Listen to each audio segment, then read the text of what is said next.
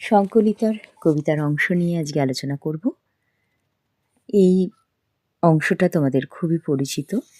ফুল ফুটুক না ফুটুক সুভাষ মুখোপাধ্যায়ের লেখা। 40 দশকের সর্বাপেক্ষা উল্লেখযোগ্য একজন কবি উনি। 20 বছর বয়সে তার কাব্যগ্রন্থ পদাতিক প্রকাশ পেলে তিনি বুদ্ধদেব বসু কর্তৃক অভিনন্দিত হন এবং বামপন্থী প্রগতিশীল আন্দোলনের সঙ্গে যুক্ত থাকলেও শেষ জীবনে তার রাজনৈতিক দৃষ্টিভঙ্গি পরিবর্তিত হয়। তবে কবির কবিতায় তার কোনো প্রভাব পড়েনি। অসাম্য, অন্যায়, শোষণের বিরুদ্ধে তার কবিতা বারবার মুখর হয়েছে। সংগ্রামী মানুষ কবির কবিতা পড়ে উদ্বুদ্ধ হয়েছে বারবার। কিন্তু এই সংগ্রাম আন্দোলনের মধ্যে পড়ে শহরের সাধারণ গৃহী মানুষের জীবনের সংকট এবং হাহাকার তুলে ধরতেও তিনি দ্বিধা করেননি। অলঙ্কারহীন ভাষা, কথা, সংলাপ, পংক্তি সাজানোর একটা কৌশল, স্বাভাবিক ছন্দের আশ্রয়ে সুভাষ মুখোপাধ্যায়ের কবিতাগুলো একটা অন্য মাত্রা লাভ করেছে। পদাতিক কবিরূপে পরিচিত এই কবি। তাহলে আজকের আলোচনা যে বিষয়টি সেটা হচ্ছে ফুল ফুটুক না ফুটুক। এই লাইনটার আলোচনা সেটা হচ্ছে কবিতাটি কার লেখা, কোন কাব্যগ্রন্থের অন্তর্গত, কবিতাটির মূল ভাবনা, কবিতাটির অন্তর্নিহিত অর্থ বা তোমাদের কাছে কেমন। ফুল ফুটুক না ফুটুক কবিতাটা সুভাষ মুখোপাধ্যায়ের লেখা ফুল ফুটুক নামক কাব্যগ্রন্থের অন্তর্গত।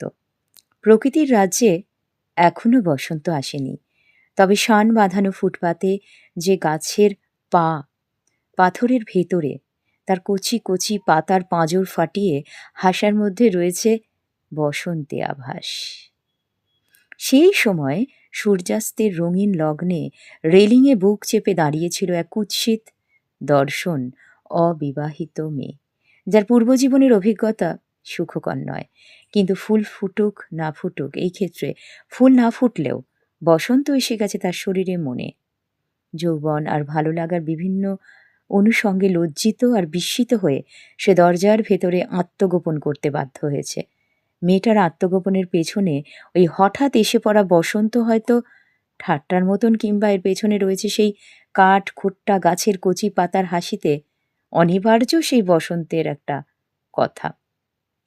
আলোচ্য কবিতাতে রূপক কবিতা যদি বলি আমরা, ভুল হবে না।